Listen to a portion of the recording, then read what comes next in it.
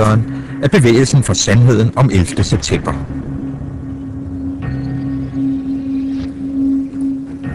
In the prior calendar year, 67 times it was recorded that whenever a plane was off course, within minutes, 5 to 10 minutes, fighter jets were dispatched to intercept the plane. And yet, on the day of 9/11, 4 airplanes, 4 commercial jets, made severe changes in their course. And some of them did almost like a U-turn in the sky. Yet, there were no fighter jets dispatched until it was far too late. Og ikke nok med det, da flyene endelig kom i luften, blev de ikke sat ind med fuld styrke.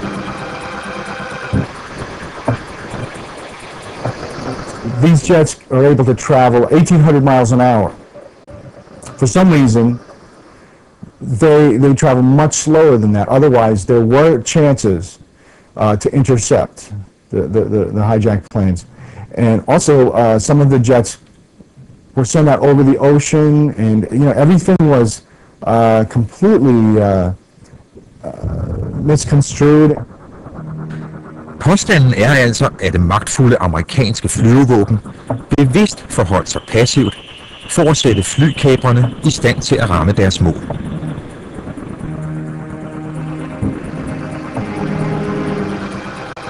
Eller var der overhovedet kapre i flyet? Var flyene måske fjernstyret? Og kunne det hele have været iscenesat af det israelske efterretningsvæsen Mossad? Mossads motiv, siger denne teori, skulle være at udløse krig mellem USA og den muslimske verden, og få USA til at uskadeliggøre Israels muslimske nabostater.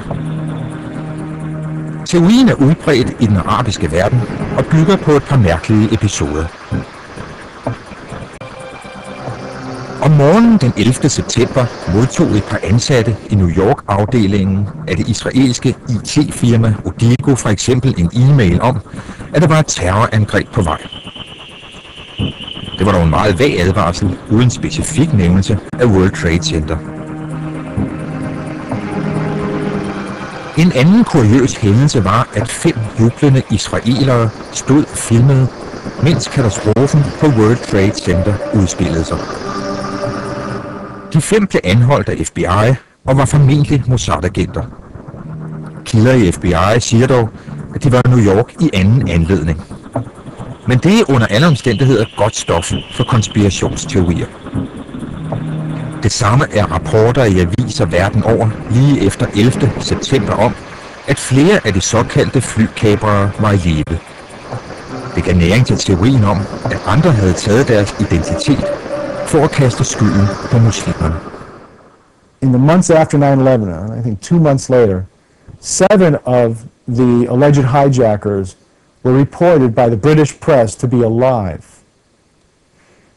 They appeared, came forward saying, that's my name, that's my picture, but that's not me. Det ansete tyske nyhedsmagasin Der Spiegel undersøgte denne påstand i en stor forsidehistorie om konspirationsteorierne.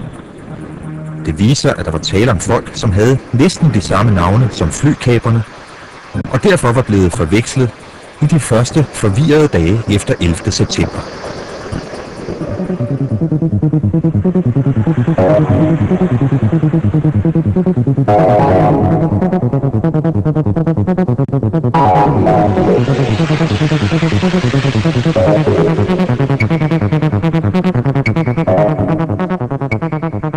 Disse 2 New York-journalister har fulgt konspirationsteorierne udvikle sig i de forløbende 5 år. Det er Derek Murphy fra Village Voice og Mark Jacobson fra New York Magazine. What happened in 9/11 and the conspiracy theories about what happened in 9/11 is clearly the biggest single event of this type since the Kennedy assassination. If you look at how much time has elapsed since the attack, it's been, we're coming up on 5 years. Already there have been dozens of books, multiple movies. There are meetings, there have been marches and sort of mock trials, and it's reached international caliber of people in Germany and Britain and Canada. if you look at the JFK assassination and how long it took for them to get to that point, it was decades. Those used to be the tallest buildings in the world. It's not just any buildings. And they actually knocked them down. It's still overwhelming. And they have this story which seems a little kind of like eyebrow-raising, like 19 guys with box cutters set up by a bearded guy in a cave. Then you have a situation where like it's like a petri dish, kind of like for believing what you might call alternative or revisionist theories of what might have happened. For instance, planes hit building, smash, boom, you know, like buildings fall down, and the black boxes of the plane, these recorded things supposed to tell you what happened in the plane, that are totally crash-proof, supposedly. They've always told you these things are crash-proof. They always seem to recover them, no matter what. They're not recovered. Somehow they're destroyed. You can't find them. Yet they find the passport of the guy who was supposedly flying in the plane. Now, if you happen to be a skeptic, then you start scratching your head and going, wow, that sounds pretty wild. Af alle de teorier, der er i omløb, er den mest udbredte også den mest ekstreme. Nemlig, at Bush-regeringen selv iscenesatte angrebene. Basically, the story falls along two lines. There are people who believe that the government knew about the attacks, got some sort of warning, and allowed them to happen. And then there is a different school of thought, which is that the government actually planned it. And that they recruited the terrorists, or that there were never any terrorists, that the planes were remote controlled. You can fit any fact into that. And this particular version traces the origins of the plot back to the 1960s and plans the government had considered using to try to get Castro out of Cuba.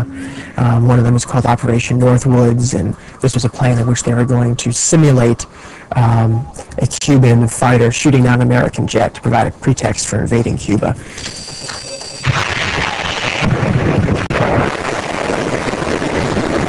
In the plan, they elaborated on how they could bomb Washington, D.C. and blame it on Cuba. Attack Marines at Guantanamo Bay using U.S. Army soldiers dressed up as Cubans to motivate the American people to get them behind a war, a nuclear war with Cuba and the Soviet Union. And you didn't believe that the government was capable of hijacking its own aircraft and killing its own citizens.